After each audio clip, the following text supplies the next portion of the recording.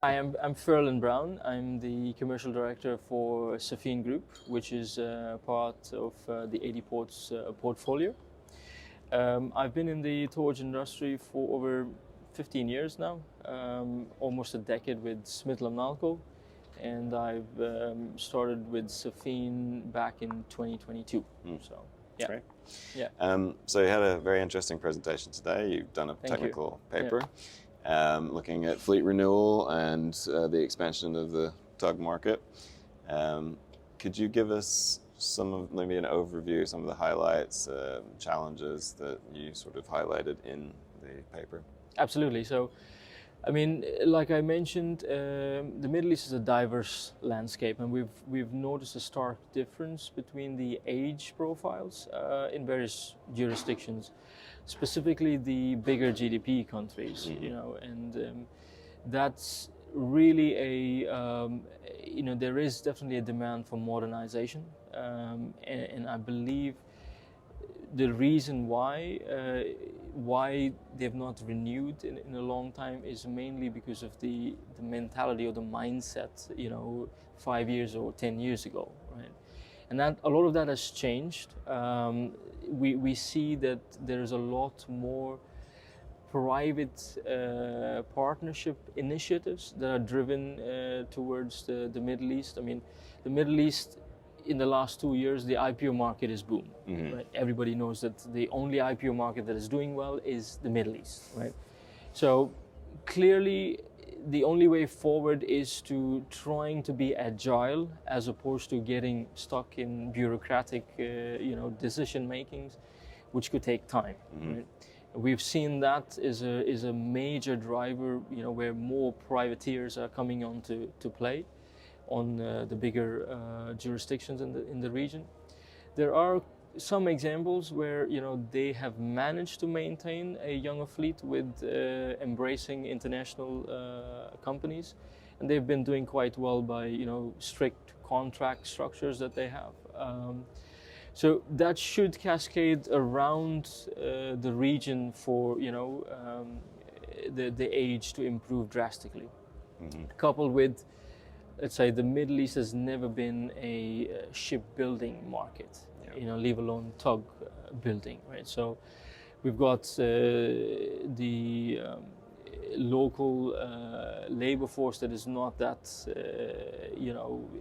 experienced for one, and not cheap either. So it's definitely a huge, driver that has made us being stagnant for quite a while.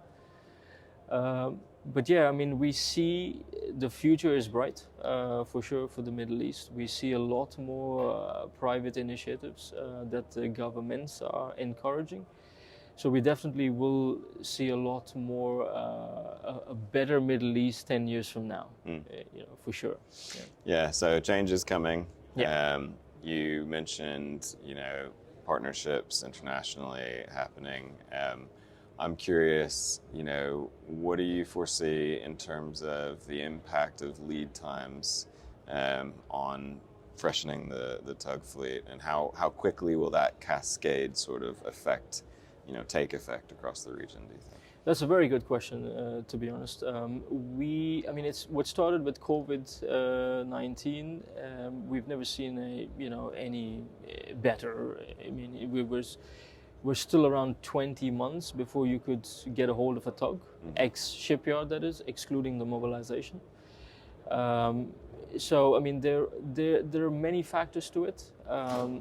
Whether that will be improved in the Middle East, for sure not. Because you've got major regions like Turkey, which is a manufacturing hub. And if they can't do it in lesser time in the Middle East, for sure you will never be able to achieve it. But it's a collective problem. It's not just the shipyards. I mean, we have personally discussed with the shipyards, and we know that it's a compounded effect. You've got main engine suppliers that are unable to deliver, right? You've got winch manufacturers that are not able to deliver. So it's not just get steel and build a tug. It's a lot more complex than that. We definitely believe that it will improve But again, it's also leading to the chip market, with where the main engine supplier manufacturers, are they getting their raw materials on time? So you kind of got to go down to the entire ecosystem to figure out what the problem is.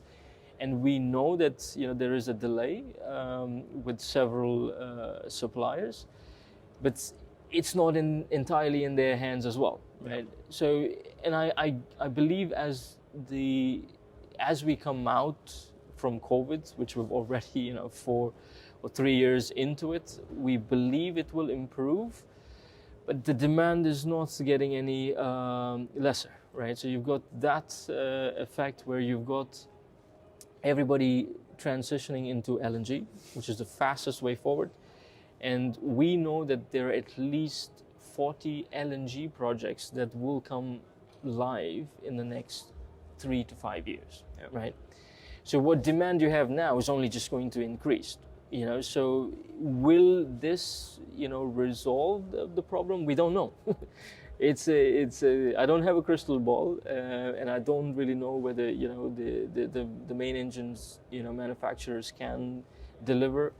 We do see that, for example, the likes of Rolls-Royce and the MTU engines, they are starting to invest a lot more into the tugboat market, which before it was mainly Caterpillars, or Cummins and so on. We do see that there are a lot more MTUs that are available on the market. So maybe more engine suppliers coming on, investing into the tugboat market will definitely benefit or reduce this lead time. But we'll just have to wait and see how we go. But yeah, I think it will improve. Will it come down less than 12 months? Highly unlikely. Yep. Because there are a lot of projects, and I think it will come to a point where the person that has the tug will probably get the job. Yeah. Most likely.